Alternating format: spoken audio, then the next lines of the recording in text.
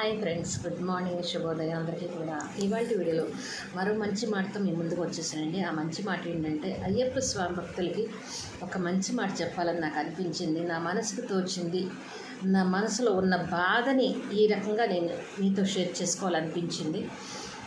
ప్రతి సంవత్సరం నేను కార్తీక మాసం అయ్యప్పలకి భోజనం పెట్టేదాన్నండి. నా స్తోమతకు తగ్గట్టుగా 10 మందికో, 5 మందికో, 20 మందికో, 30 మందికో లెక్కలేదు. ఎంతమంది వస్తే అంతమంది పెట్టడానికి సిద్ధపడతారు. అలాంటి నేను ఈ సంవత్సరం కార్తీక మాసంలో అయ్యప్ప భక్తులకి నేను భోజనం పెట్టలేదండి. వాళ్ళకి పెట్టే ఖర్చు అనాథలకి పెట్టాను, అడుక్కునే వాళ్ళకి పెట్టాను. ఎందుకు పెట్టానంటే, వాళ్ళు మనస్ఫూర్తిగా తిని ఆశీర్వదిస్తున్నారు. ఎవరు? అడుక్కునేవాళ్ళు. మీరు చల్లగా ఉండాలమ్మా, నూరేళ్ళు సంతోషంగా ఉండాలమ్మా, ఆరోగ్యాలతో నూరేళ్ళు వర్ధిల్లాలమ్మా అని చెప్పని మనస్ఫూర్తిగా హార్ట్ఫుల్గా దీవిస్తున్నారు.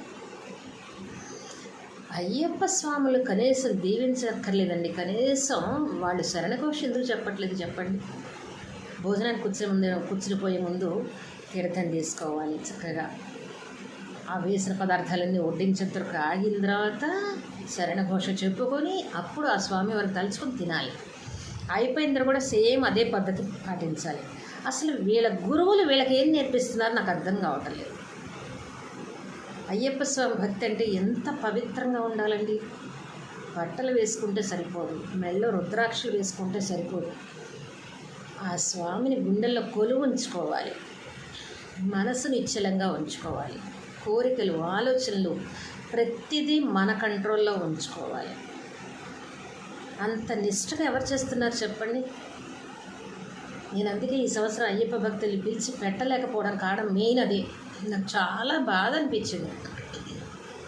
ఎందుకంటే ఎవరిని కూడా నేను కించపరిచి మాట్లాడాలని మాట్లాడలేదు. నేను ఉన్న విషయం చెప్తున్నాను. దయచేసి గురువుగా ఉండే ప్రతి ఒక్కరికి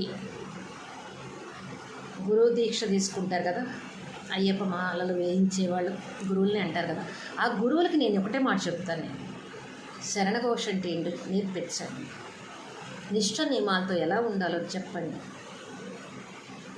భగవంతుడి నామస్మరణ తప్ప ఇంకేమీ మనసులోకి రాకూడదు, ఏ ఆలోచన కూడా రాకూడదు. అంత పవిత్రంగా ఉన్నప్పుడే ఆయన ఆశీస్సులు సంపూర్ణంగా మనకుంటాయి.